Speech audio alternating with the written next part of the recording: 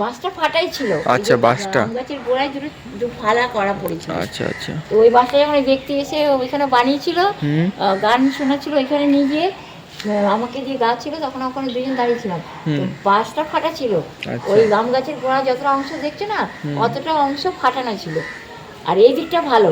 হ্যাঁ, তারপরে ওটাকে কি হয়েছিল, ওই ফাটা অংশ থেকে টানা হয়েছে, দেখা গেল যে খুলতে শুরু হলো, মানে বাঁশটা খুলে যাচ্ছে। তখন খোলার পর দুটো পিস তৈরি হলো। তারপর আমি অনেকক্ষণ বাইরে জল আনতে গিয়ে আনতে আনতে তারপরে কী করলাম, ওইটা তোমার গিয়ে ওই অর্ধেক পিসটা তখন ওইখানে রাখলাম। হুম অনেকবার ট্রাই করে করে তারপরে ওটা রাখলাম ওখানে।